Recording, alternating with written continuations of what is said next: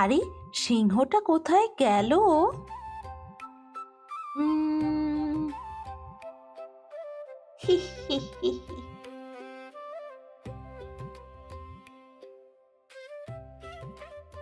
আরে, এই তো সিংহ। টুকি, টুকি, টুকি, রাইলো কোথায়? টুকি।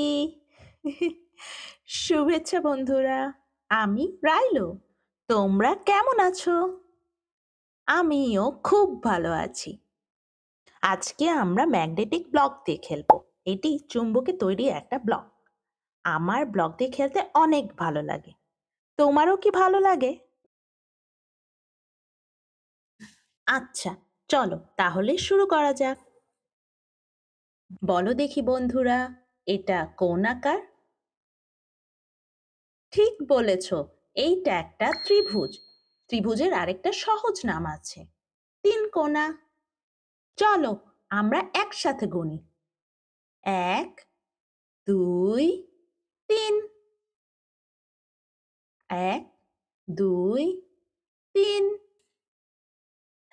বাহ, খুব মজা।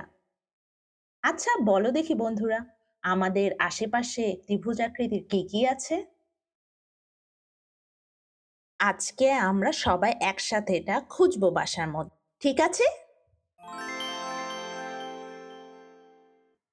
এখন আমরা এই ম্যাগনেটিক টালিগুলো দিয়ে একটা দালান বানানোর চেষ্টা করব। তৈরি সবাই? প্রথমে আমরা এই চারকোনা যে টালিটা আছে এটা দিয়ে ভিত তৈরি করব। এবার এটার ওপরে আমরা দেয়াল দেব। বাহ, দেখেছো এটা কি সুন্দর একটা আরেকটার সাথে চুম্বকের মতন লেগে গেল, মজার না? চলো এবার এটার উপরে আরেকটা দেয়াল দিই। ওপরে, ওপরে, উপরে, ও আরে এটা তো পড়েই গেল।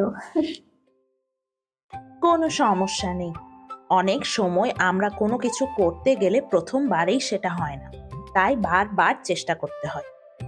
ভুল করলে বা না পারলে আমরা কি করি? ঠিক বলেছ, আমরা আবার চেষ্টা করি।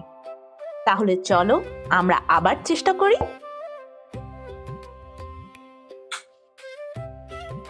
দালান বানাই, ওপরে দেয়াল দেই। এবার একটু অন্যভাবে চেষ্টা করি, আমরা চারপাশে দেয়াল দিয়ে চেষ্টা করি।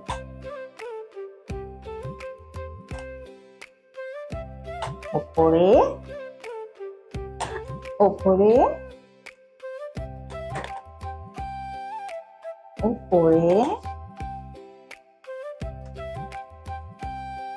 উপরে, উপরে,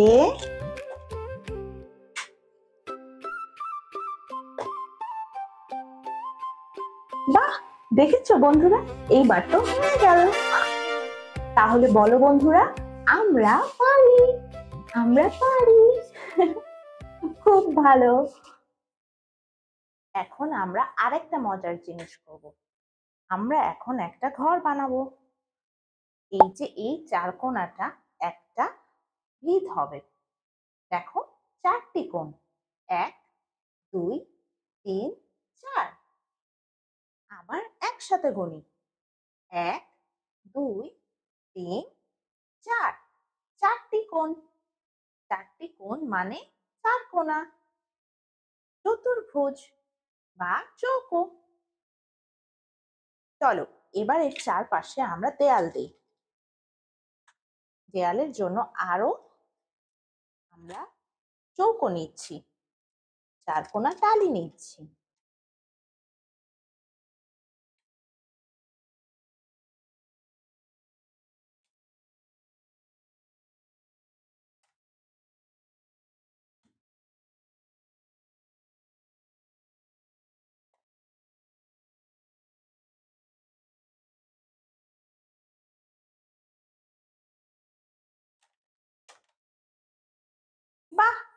সুন্দর, আমাদের একটা ঘর হয়ে গেল। চলো আমরা এখন সিংহ মামাকে এই ঘরের মধ্যে ঢুকিয়ে রাখি। সিংহ, চলো আমরা ঘরের ভিতরে যাই। ভেতরে, বাইরে, আবার ভেতরে, বাইরে, ভেতরে, বাইরে, ভেতরে, বাইরে। চলো দেখি এবার আমরা নতুন আরো দুটো শব্দ শিখি। তার আগে আমরা এই বাড়িটার একটা ছাদ বানিয়ে নেই।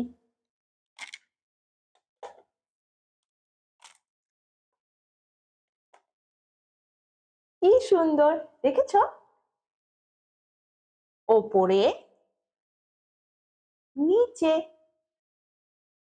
উপরে, নিচে। আজকে আমরা খেলতে খেলতে অনেক কিছু শিখে ফেললাম, তাই না বন্ধুরা? হ্যাঁ, চলো আমরা এবার একটা ছোট্ট গল্প দিয়ে শেষ করি। গল্পটির নাম একতার গল্প।